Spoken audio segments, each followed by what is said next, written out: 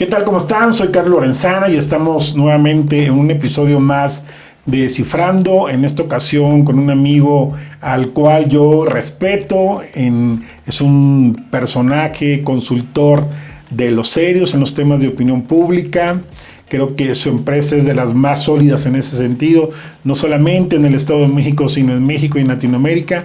Hemos coincidido en muchos eventos de comunicación política y también en algunos proyectos. Está con nosotros en esta ocasión mi amigo Paul Valdés de Parámetro. Paul, bienvenido aquí al espacio de Descifrando y vamos a hablar hoy de las encuestas, de la opinión pública, su impacto en las campañas y en los gobiernos.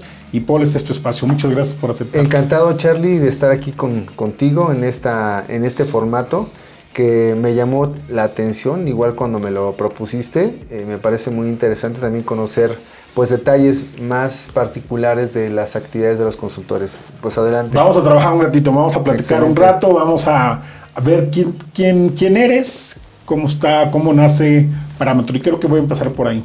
¿Cómo nace Parámetro?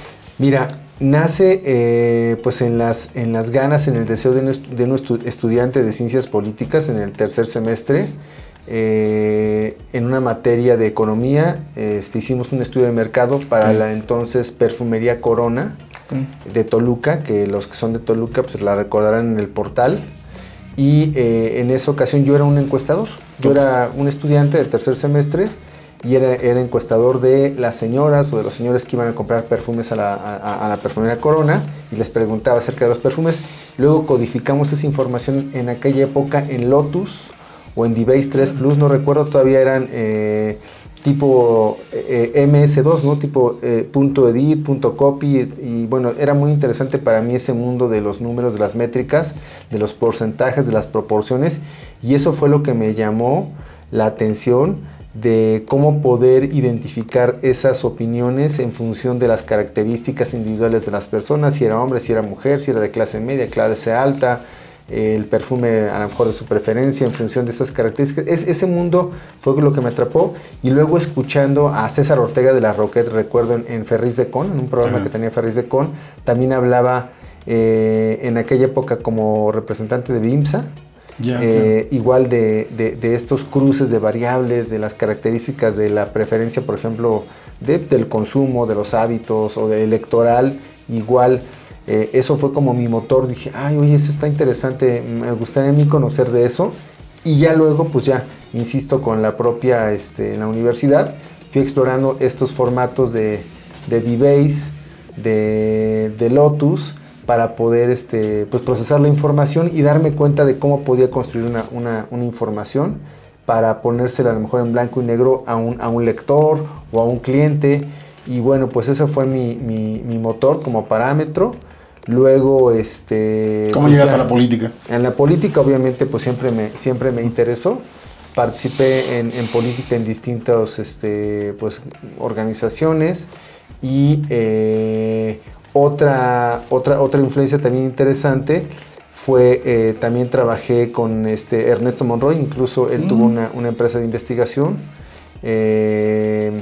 y de ahí conocí Gauss, que es una empresa, bueno, una empresa a nivel nacional, es una empresa a nivel nacional, a Rolando Campo, el actor Rolando Campo, que también fue otra influencia muy importante en mi formación, pero ya empírica, ya en campo. Porque en aquella época, en el año 98, 99, empezó a gestarse el movimiento de Amigos de Fox. Claro. Y precisamente Rolando Campo fue el consultor, el encuestador de Amigos de Fox.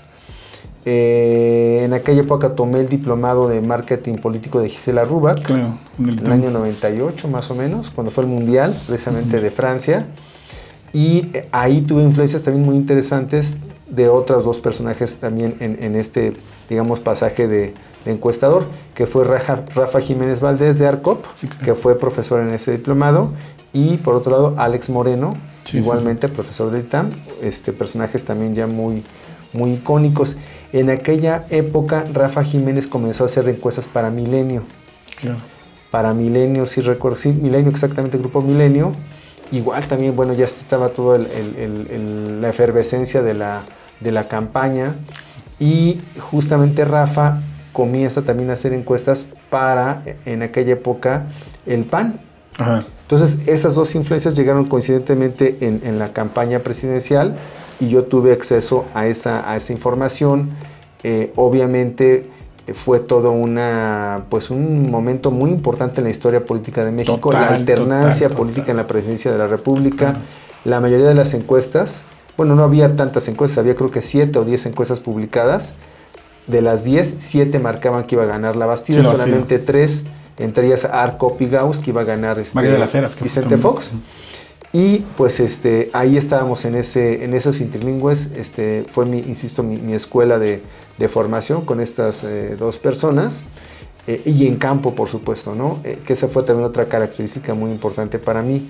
Conocer no solamente la parte del diseño de la investigación, sino cómo se hace y quién hace la investigación. Quién es el personal de campo, cómo puedes capacitarlo. Por supuesto, conocer el país como decían los sombreros Martán, de Sonora a Yucatán. Conocí prácticamente en esa campaña todo el país, salvo Tamaulipas y Baja California Sur, por algunas circunstancias, pero estuve en todos los estados, conociendo gente de campo, haciendo pues esta labor de relaciones públicas, de confianza, capacitando gente, y eso fue lo que me ayudó también a mí a poder ser una empresa nacional. Porque ya tenía ese bagaje, ese conocimiento de la gente de campo, de cómo capacitarla, cómo manejarla, y poder hacer pues ahora pues tener una base de campo confiable, ¿no? Que obviamente siempre se va filtrando, siempre va cambiando por distintas circunstancias, pero lo importante pues es tener conocimiento de lo que representan los desafíos de lo que eran las encuestas en vivienda, que esa es una añoranza ahorita quizás ya para los jóvenes. Nosotros comenzamos a hacer encuestas en vivienda tocando en las pues, casas de las personas. Es lo que te voy a contar, ¿qué ha cambiado entonces muchísimo para acá? ¿Qué crees que...? Pidiéndoles un minuto o 2 minutos para poder interactuar con ellos y registrar en una hoja de papel, con una tabla, las respuestas. Sí. Por eso digo que es quizás un poco romántico, porque teníamos contacto directo, cara a cara con las personas, sabíamos quiénes eran, quién nos contestaba, y podíamos incluso hacer diarios de campo con esa información para saber exactamente qué nos estaban diciendo, más allá del dato, la expresión del rostro, cosas que pueden parecer triviales, que eran muy interesantes para nosotros como investigadores de campo. Saber, oye, ¿cómo viste a las personas? Preguntar a los encuestadores, ¿qué te pareció? ¿Cómo viste? ¿Confiaban o no confiaban? ¿Te respondieron de una forma sincera o no sincera? ¿Te prestaron atención o te contestaron nada más por compromiso? El mismo lenguaje corporal de las personas. Cosas muy interesantes, que insisto, esto fue todo un recorrido de hacer encuestas cara a cara. Luego pues comenzaron ya las telefónicas en aquella época. Bueno, ahora son las encuestas en línea, las famosas encuestas robotizadas, que te llaman un robot. Prácticamente te está llamando y te está dando opciones para que tú digites un número. Y pues ahora los famosos social listening, que ya no ves exactamente, te imaginas quiénes están detrás de esas respuestas, pero no sabes con certeza, y además no tienes esa interacción humana. Por eso digo, quizás un poco de añoranza del contacto humano que se está perdiendo poco a poco. Y bueno, pues obviamente pues ha cambiado muchísimo también la industria de la investigación. Incluso podríamos pensar que en el futuro cercano, bueno, no, en el presente, por supuesto, las principales fuentes de información ya están siendo las redes sociales, las métricas que da Google, que da Facebook, que da Amazon, etcétera, etcétera, que se están ya codificando por las propias grandes consorcios, se están procesando como información y se están vendiendo pues prácticamente como estudios de mercado. Oye, ¿qué retos había hace 20 años y qué retos crees que permanecen en este momento? Bueno, siempre los retos han sido, en aquella época eran, por supuesto, la confianza en las encuestas, ¿no? Que te estuvieran contestando pues cosas fidedignas, ¿no? Recordarás pues todavía incluso antes, ¿no? El famoso efecto Nicaragua, donde llega una encuestadora norteamericana, una consultora, y estima que va a ganar un candidato con 20 puntos de distancia y gana el otro candidato con 20 puntos de ventaja. Entonces, un margen de 40 puntos, bueno, ¿qué pasó, no? Bueno, son cosas que, insisto, tenían que ver mucho también con el expertise de campo, precisamente con utilizar personal que estuviera capacitado, que fuera profesional para desempeñar esa labor. el propio fraseo de las preguntas, de la investigación, y también el fenómeno que veíamos en los entornos de los regímenes autoritarios, ¿no? El famoso espiral del silencio, ¿no? Que por miedo a contestar auténticamente, o sea, por miedo más bien a la coacción, o a ser señalados, o a ser identificados de cierto partido, no te contestarán la verdad. Tal cual, ¿no? tal cual. Que puede estar pasando eso hasta en el tema de seguridad ahorita también. Claro, por supuesto. Está presente, insisto, por eso digo, es un problema que ha sido permanente y que obviamente pues también seguirá haciéndolo, ¿no? Incluso en las encuestas en Estados Unidos también se ha dado este fenómeno.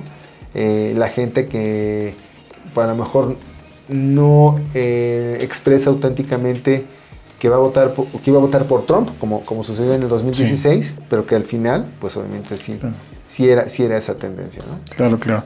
Oye, pues vamos a ir entrando ya al tema. Claro. ¿Hasta qué punto crees que las encuestas reflejen realmente la verdadera opinión pública?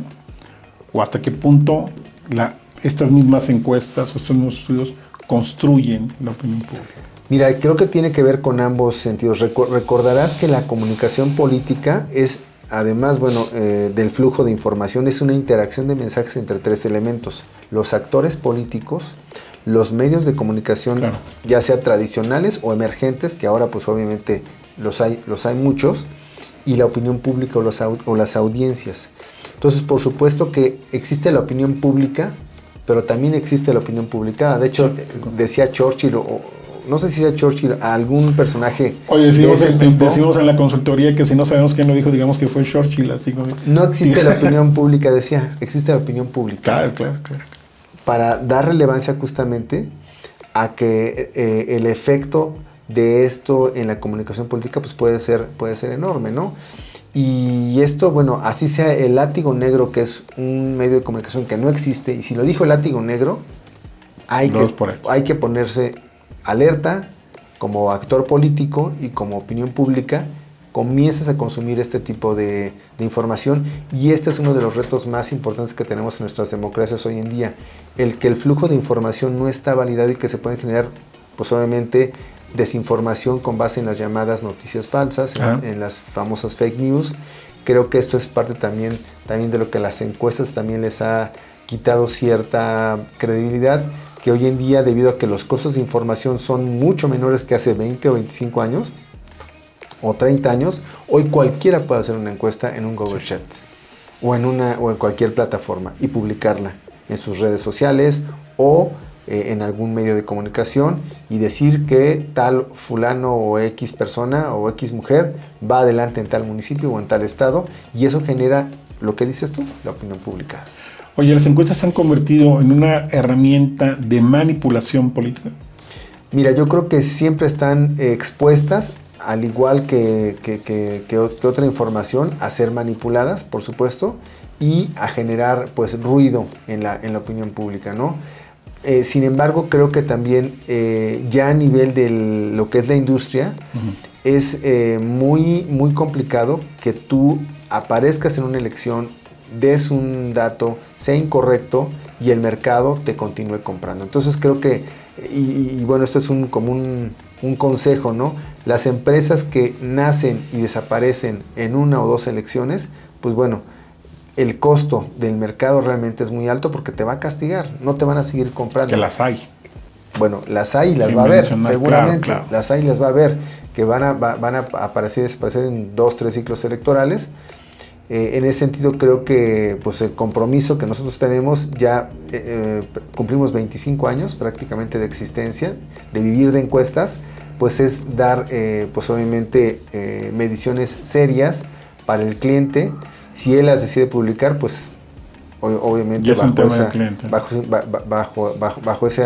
bajo ese entendido, pero sí comprometernos con pues no prestarnos a manipular la información, ¿no? Podemos equivocarnos, pero esa es otra cosa, ¿no? Pero sí creo que en ese sentido yo me siento muy satisfecho de tener ya 25 años de haber vivido de las encuestas, tener pues finalmente, pues mal que bien, me ha dado para tener un patrimonio, para poder hacer más cosas, para sentirme libre, para crecer también, porque pues a raíz justamente de estos primeros personajes que te comentaba, de bueno, el propio Rolando Campo, Alex Moreno, Rafa Jiménez, en fin, pues pudimos también darnos cuenta del mundo de las encuestas a nivel internacional, en Estados Unidos, en las asociaciones internacionales como WAPOR, como APOR. Fuimos a varios congresos, conferencias allá, a interactuar con gente de Harvard, de Yale, de Boston, etcétera, etcétera. Y fue un aprendizaje muy, muy importante para mí como formación. Y luego aquí también, por supuesto, en la MAI, también soy un digamos, miembro activo. He estado participando ya también desde hace pues, prácticamente 10 años. Y pues igualmente ha sido también un camino muy, muy interesante, que fíjate que en los últimos eventos que hemos tenido, a pesar de ser competencia, hemos entrado en una colaboración. Dado el enfoque tan disruptivo que estamos viendo de la IA, de la inteligencia artificial y la automatización, cómo esto puede estar afectando a la industria, pues necesitamos colaborar. Por eso me da gusto y cuidar el gremio, estar contigo, que también eres una persona seria en ese sentido, de colaborar, de integrarnos en alguna otra cadena, porque la IA va a llegar, y así como a los contadores y abogados, ahorita entras al ChatGPT, por decir un medio, y le dices, oye, dame un contrato de esto, dame una asesoría de esto, y te la da, pues necesitamos colaborar para poder ver, digamos, en qué parte de la cadena de valor podemos aportar en el futuro como consultor. Y subirnos a la ola, no que la ola nos ahogue, que es en ese tema. Exactamente. Cómo ocuparla. Oye, por hace rato comentabas tú pones tu estudio y el cliente sabe si era público o no. De los casos sin que me menciones ningún nombre. Su idea de publicarla es porque piensa que va a manipular la opinión pública, en este sentido, o cuál es el raciocinio. Bueno, siempre va a haber, recuerda que los políticos en general les gustan las encuestas donde van arriba. Sí. O sea, por principio de cuentas, no van a publicar una encuesta donde van abajo. Entonces siempre hay una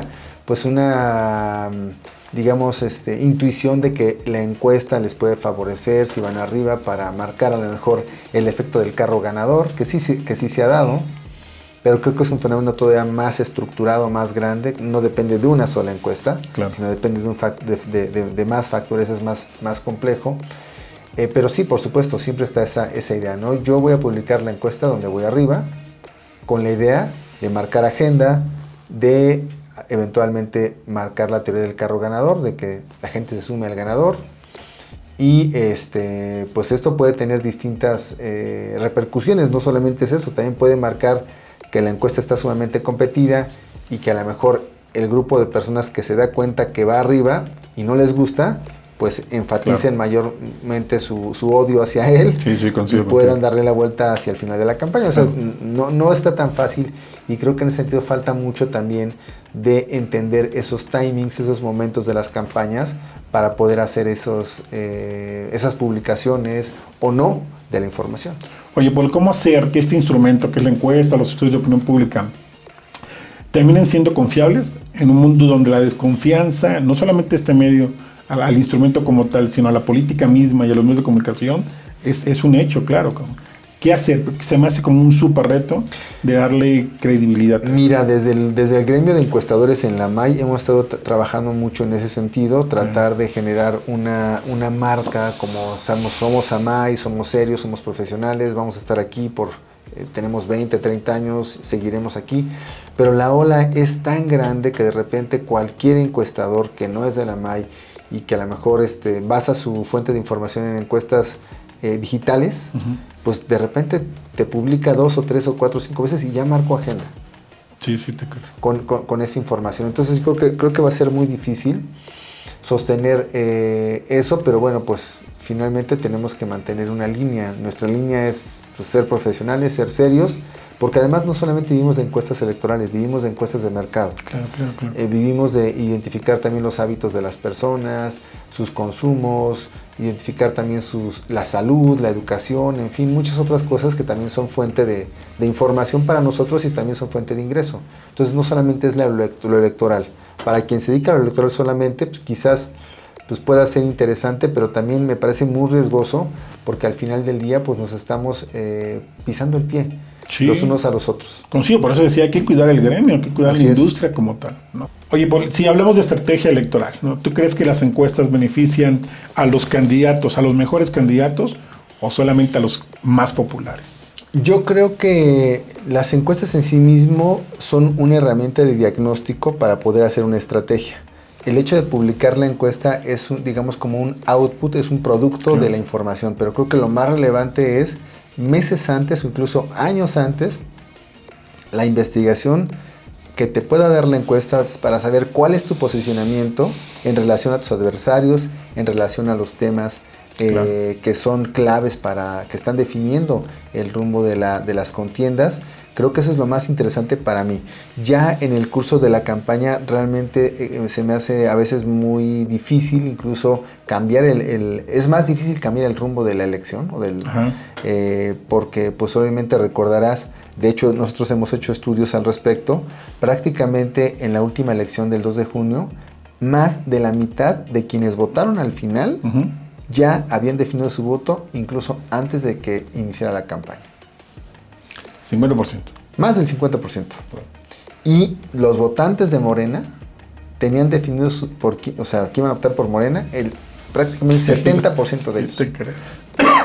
Sin hacer campaña. Sí te creo. Ya no era necesario hacer campaña. Sí te creo. ¿Por qué? Porque había una narrativa tan dominante, estructurada desde distintos ínfulas de poder, nodos de poder, que marcaron ya una tendencia que pues obviamente fue muy difícil cambiar, ¿no? Y lo vimos incluso con la publicación de encuestas durante la campaña, ya no marcaron diferencia alguna, prácticamente pues se dio la misma tendencia de una ventaja pues prácticamente de 2-1 sobre sus adversarios, 3-1.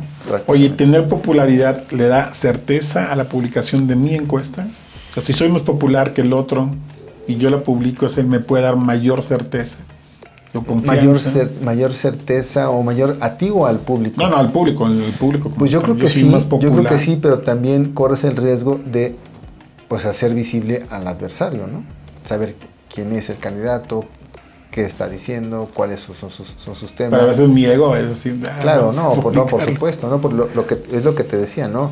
El político está esperando la encuesta para saber si va arriba y publicarla. Si no, pues no la va a publicar. Oye, ¿por qué tanta responsabilidad hay de las empresas encuestadoras frente al comportamiento electoral? Pues mira, yo creo que sí es muy, muy crítico, por ejemplo, y es muy, como encuestador, siempre es muy emocionante, digamos, hacer el ejercicio y saber que estuviste correcto, que fuiste lo más preciso posible, que te acercaste mucho al resultado electoral, y eso pues obviamente es lo que te define como un ganador o no. A nivel de mercado incluso puedes tener un margen de 5 o 7 puntos y pues a lo mejor no hay tanto problema, ¿no? Porque apuntaste en esa dirección y están los insights y las recomendaciones y todo, pero a nivel electoral es prácticamente de vida o muerte, porque ganas o pierdes, y prácticamente creo que es algo mucho más tenso, mucho más en ese sentido pues certero, ¿no? O eres certero o no eres certero. Claro. Y a nivel mercado, pues bueno, pues finalmente pues como que te arropas un poco en las recomendaciones y en el sentido de la tendencia va para este lado o para este lado, pero no está este veredicto de si ganaste o perdiste. Okay. Como con los consultores, o sea, claro, es o todo o nada, ¿no? ¿Tú crees que las encuestas desmotiven la participación electoral cuando al momento de presentarlas hay una clara ventaja de un competidor frente a otro? Mira, yo creo que sí puede haber, depende de las circunstancias. Si ya hay una tendencia muy clara, pues obviamente habrá un grupo de electores que ya no se sientan motivados a desafiar al puntero de la campaña, pero también puede haber algunos electores partidarios del ganador, del candidato que es probable ganador, que digan, pues ya para qué voy a votar, si ya van muy, muy arriba, ya no necesitan de mi voto, ¿no? Creo que otra vez hay que desenmarañar los segmentos, los microsegmentos para saber exactamente de qué estamos hablando, ¿no? Y por supuesto, bueno, tú recordarás en la historia de las últimas elecciones, hubo un fenómeno también, me parece que desde las elecciones en Tabasco hace mucho tiempo, me parece que de Eduardo Andrade, el gordo Andrade, no recuerdo, Eduardo Andrade es otro personaje, él no recuerdo cómo se llamaba, pero Manuel Andrade, gobernador de Tabasco. Sí. Surgió también un fenómeno por milenio también que marcaba una encuesta diaria durante la campaña, que fueron 90 días, 90 encuestas. Wow, ¿no? ¿Cómo es que un medio de comunicación puede financiar un proyecto tan, pues que puede ser tan costoso, ¿no? Sí, claro. Pero efectivamente marcó agenda. En la época después, en el 2011, con Erubiel Ávila, igualmente se dio un fenómeno. Mismo Peña en la presidencia. Que el mismo Ciro Gómez Leiva tuvo que salir. Fue bastante cuestionado por esta, creo que fue con otra encuestadora, con GEA me parece. Igual marcaba una agenda de que Erubiel iba a ganar por 20, 30 puntos de ventaja, como lo fue al final, ¿no? Que también tuvo una ventaja muy, muy grande, ¿no? Y Peña igualmente marcaba que iba 25 puntos arriba, y la ventaja fueron de 7, 8 puntos, ¿no? Respecto a López Obrador, ¿no? Igualmente con Delfina se marcaban las encuestas que 20, 25 puntos, 30 puntos, 35 puntos, alguien llegó a decir, y fueron 8 puntos con Alejandra del Moral. Entonces, es ahí donde regresamos a lo que comentamos al principio de la opinión pública y la opinión publicada, que son, ¿no? Yo creo que la opinión publicada ya conlleva un interés político, ¿no? Creo que ahí es donde entra toda esta complejidad del interés de los partidos, de los empresarios, de los mismos medios de comunicación. Por eso hay que no puedes hacer tu estrategia electoral desde la opinión publicada. Sí, desde la opinión pública. Así es. Pero es un producto, es un outcome, claro, que está marcando también tendencia y agenda en las campañas, por supuesto. Claro. Paul, ¿en qué medida el voto oculto, ¿no? Entrecomillado, afecta los resultados de las encuestas y esto te puede llevar a una sorpresa como tal? El efecto Nicaragua que me comentabas. Sí, o sea, yo más bien diría que, o sea, no es tanto que haya voto oculto, es más bien identificar que pueden existir, porque el voto oculto, pues finalmente es una expresión, o sea, que puede haber ciertas espirales del silencio, ciertas tendencias, donde tú, desde la propia encuesta, tienes a lo mejor tasas de no respuesta muy altas en ciertas preguntas, tienes a lo mejor aspectos que tú vas viendo que no son correctos, y a lo mejor si lo evalúas con los grupos de enfoque, con las entrevistas a profundidad, ya esa información cualitativa tiene que darte una idea como consultor, qué es lo que puede venir, qué hay detrás de esa información.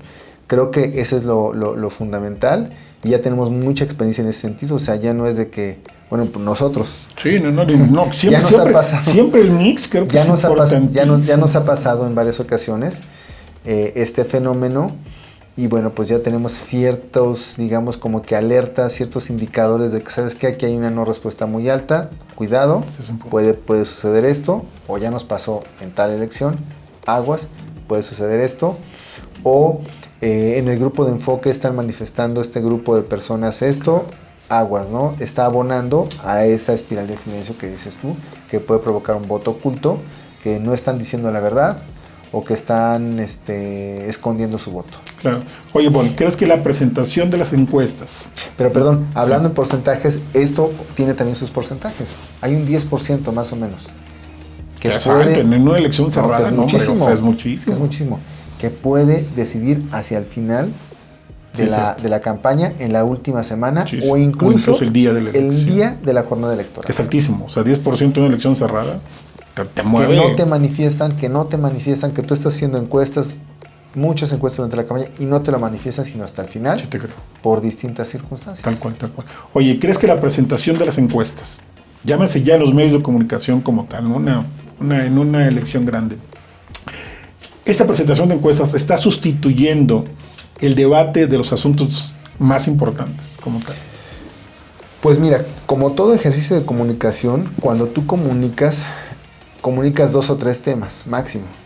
Uh-huh. Y esto obviamente implica la discriminación de otros temas que no se van a dar, ¿no? Uh-huh. Efectivamente, cuando tú publicas una encuesta en la campaña, pones la atención como público electoral en quién va a ganar, por qué va a ganar, y obviamente se están escondiendo, se están evadiendo pues temas a lo mejor más estructurales, como la seguridad, como el empleo, como, no sé, la propuesta de gobierno, que ya no se sabe exactamente qué va a hacer o qué no va a hacer, por esta concentración de la atención en ciertos temas. Pues se está debatiendo más sobre el propio resultado de la encuesta que los temas en particular sociales, ¿no?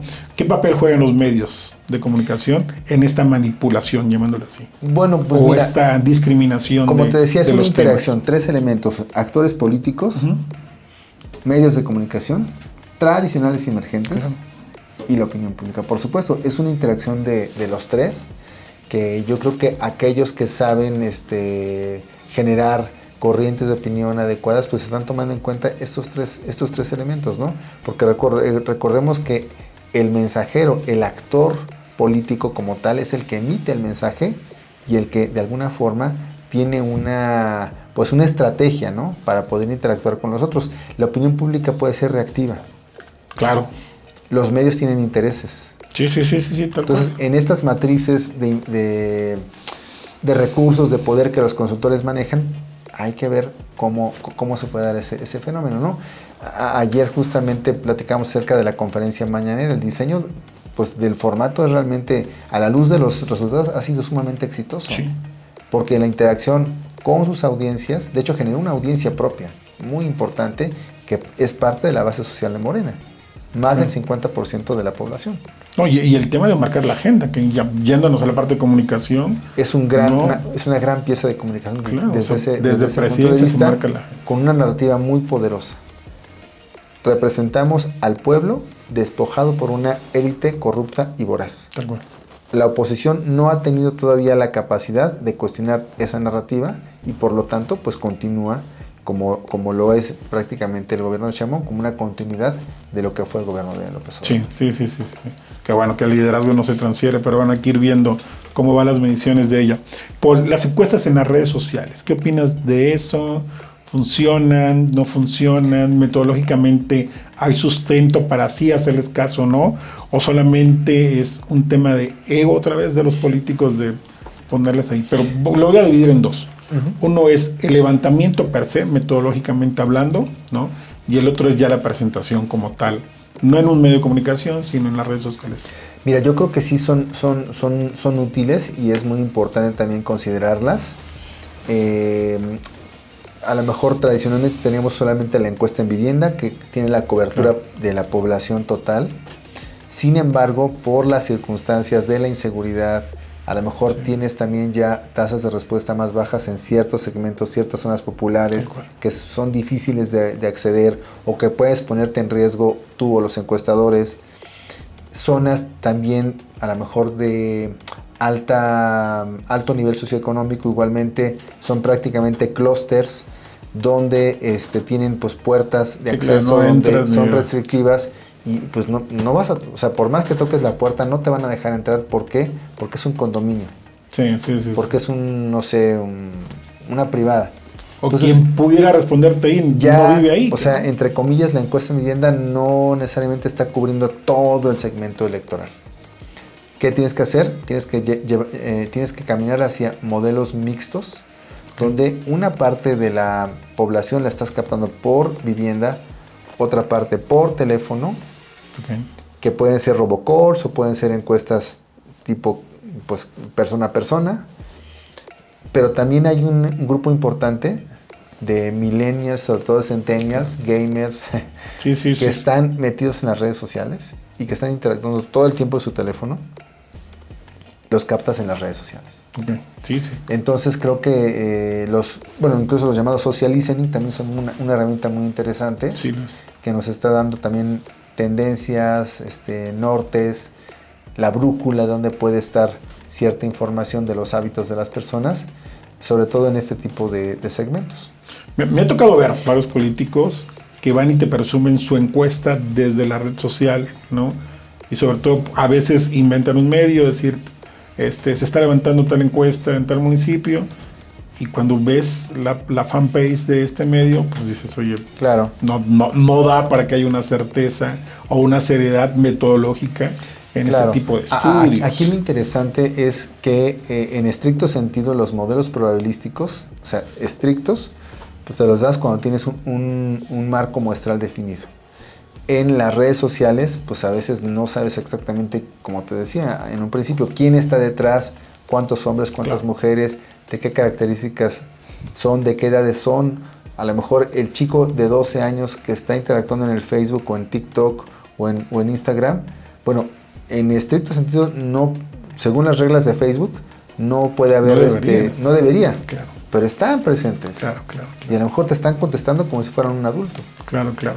¿Por cuál crees que deben ser las nuevas herramientas, no ya en estos momentos, para disminuir la desconfianza frente a las encuestas?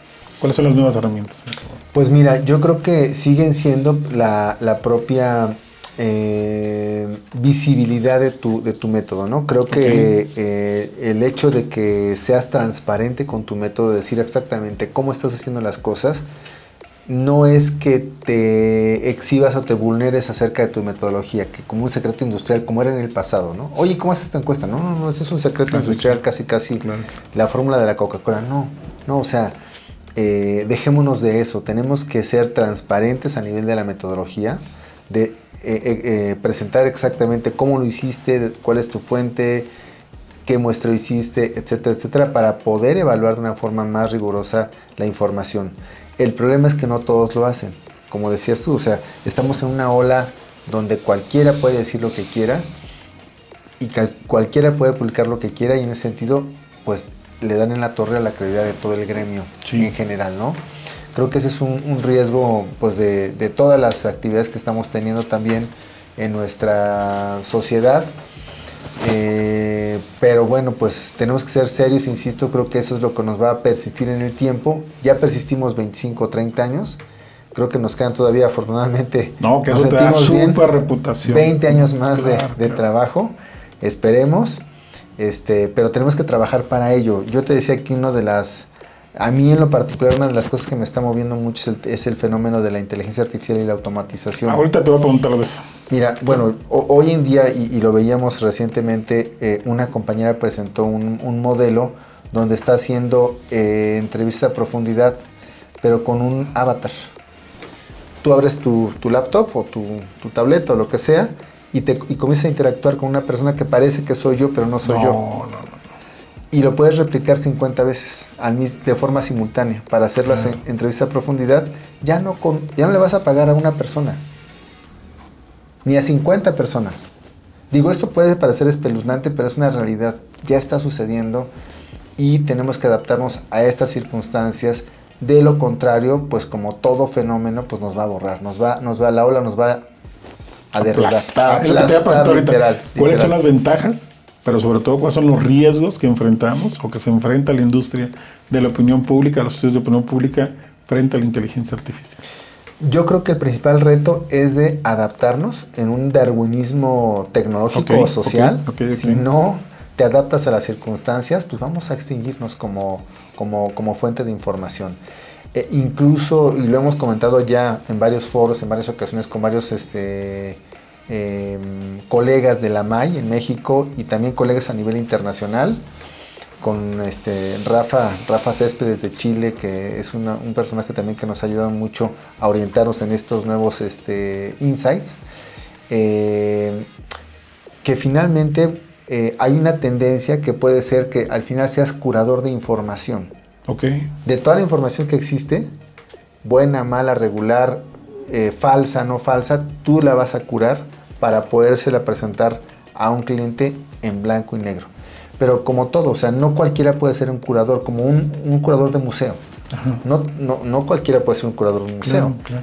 Tienes que saber de historia, de religión, de filosofía, a lo mejor tener un background o algo que te permita discriminar y poder curar esa información para presentarla de la mejor manera posible en un contexto determinado.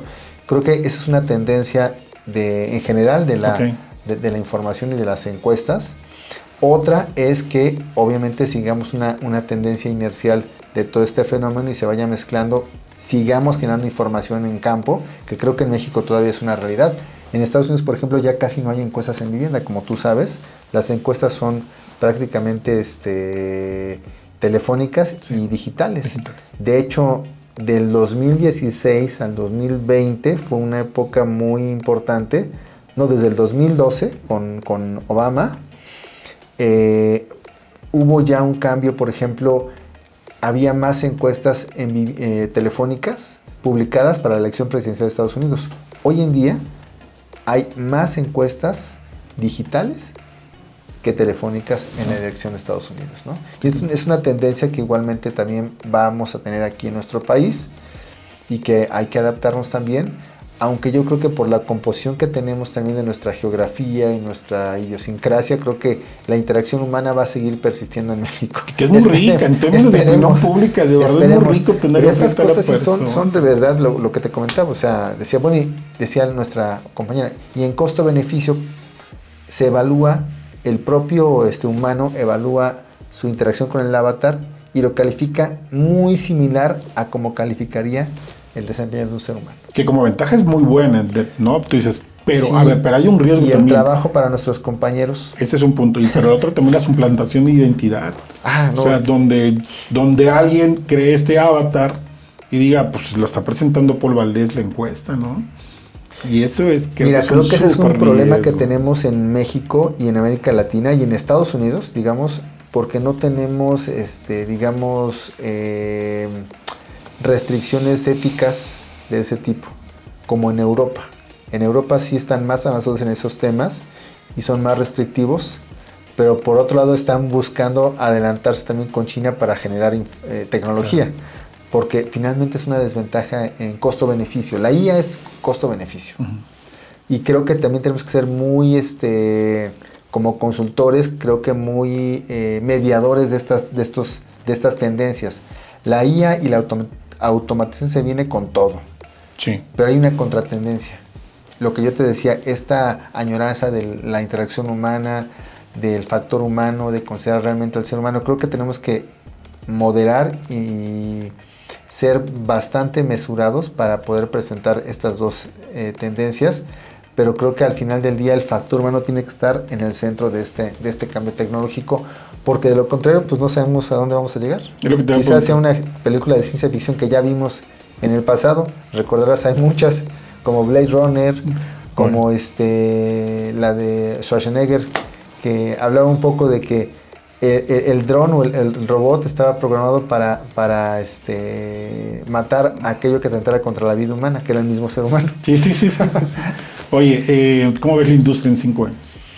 Ya no te hablo de 10, de 20, porque... No, pues cambiada completamente con todo este fenómeno de la IA y de la automatización, pues abordando estas herramientas como tal, como herramientas, creo que eso es lo más, lo más optimista. Y lo más pesimista pues sería prácticamente una industria en descenso. ¿En descenso? Sí. Por la propia IA. Por la propia IA. Por la propia IA. Quizás con concentraciones más monopólicas, más grandes. Por ejemplo, fíjate, otro ejercicio interesante que se me hizo, la gente de Ipsos, que es una compañía internacional, uh-huh. O sea, vamos, en todo el mundo, ya tiene su propio chat GPT. ¿Pero de qué? De toda la información, todos los estudios que tienen, quizás, no sé, de 60, 80 años de existencia, todo está concentrado en un gran motor donde ellos ya consultan y ya van sacando tendencias. Y van sacando modelos. Claro, que obviamente ya tienen un gran activo, por supuesto. Está impresionante, ¿no? Sí, claro. Impresionante. Sí, por supuesto. Oye, Paul, de las últimas estudios que tú has hecho, ¿no? Si comparamos el gobierno del presidente Andrés Manuel, ¿no? Con el que empieza Claudia, ¿no? ¿Cuál crees que sea el insight social donde tú digas, por aquí tiene que seguir caminando el gobierno de Claudia? Mira, yo creo que vivimos una luna de miel de la 4T que prácticamente lleva 7 años. Sí, porque AMLO empezó prácticamente 8 meses antes de su gestión, claro, marcando agenda otra vez. Después de que ganó, ya había anunciado la cancelación del Naim, del aeropuerto de Texcoco. Sí, claro. Y a partir de ahí creo que ha controlado la agenda de una forma muy interesante, muy importante, y al mismo o de forma paralela desarticulando a la oposición con política, con Realpolitik, con la narrativa esta poderosa que comentaba. Y creo que el formato ya está muy armado y está muy hecho para Claudia Sheinbaum, seguir la continuidad. Creo que quizás los acentos, la oportunidad para ver a Claudia Sheinbaum quizás sean en la segunda parte del sexenio, porque ahorita pues prácticamente está marcada la agenda de qué es lo que tiene que hacer, cómo tiene que hacerlo, con la mayoría calificada. creo que en ese sentido, desde mi punto de vista, sería muy loable, muy interesante que Claudia Sheinbaum tuviera una apertura para dejar de ejercer la tiranía de la mayoría. Recordarás que este es un concepto de Tocqueville, me parece. Perdón, porque luego se me van los autores, pero yo creo que ya es la edad. Pero sí me parece que Tocqueville, entre otros, ¿no? Porque hay otros también que lo comentaban, donde efectivamente la mayoría es legal. Pero eso no quiere decir que no dejes de garantizar los derechos que tiene la minoría de expresarse. Claro.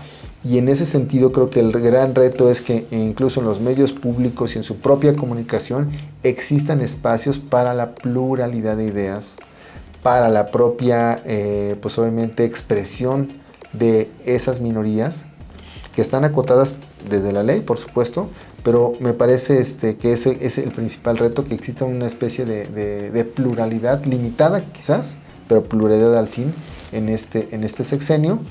Veremos qué sucede. De lo contrario, creo que se va a generar una contratendencia también muy lógica, ¿no? En términos dialécticos, si hay una tesis, surge una antítesis. Total. No desde los partidos políticos tradicionales, sino desde la sociedad, porque están obviamente claro, muy disminuidos, muy desacreditados. Oye, Paul, ya para cerrar, vivimos una época caracterizada por la rapidez, lo efímero, ¿no? Lo del mercado de la atención, en donde también esto se ha llevado al mercado de la consultoría, donde hemos visto que aparecen algunos consultores y en esa misma rapidez también se van. Llegar a 25 años, pues habla del trabajo, de la seriedad, de la calidad de lo que haces, ¿no? ¿Qué consejo le darías para cerrar a estos nuevos consultores? Yo, y este consejo, no recuerdo, si no mal recuerdo, creo que me lo comentó Roy Campos, justo cuando iniciaba, ¿no? Y creo que dijo, piensa en grande. Okay. Entonces, igualmente, piensen en grande, y yo le añadiría, sean serios, sean profesionales, cásense con lo que creen, con su profesión, porque al final del día, Charlie, tú no me dejarás mentir, finalmente ya, después de 15 años o 20 o 25, pues ya vives de lo que hiciste. Claro. Pero también de lo malo o de lo bueno. Sí. Entonces creo que eso es muy importante también, dejar una huella, dejar un legado, como tú lo mencionas también en tu eslogan, porque al final del día, pues creo que eso es lo importante en esta efímera existencia que tenemos, ¿no? Y que estamos expuestos, pues evidentemente todos. Creo que eso es lo más importante, dejar huella de una forma profesional, de una forma seria, y obviamente siempre aportando a la sociedad. En esta cadena de valor, creo que, insisto otra vez, el factor humano tiene que ser otra vez puesto en el centro de las cosas, como debe de ser, ¿no? Para bien de él, para su libertad. Y creo que ese es algo también que yo añoro también mucho, que creo que se debe de preservar, el régimen de libertades públicas, de que puedas pensar lo que tú quieras, claro, sin menoscabo de tu seguridad. Amigo, tus redes sociales.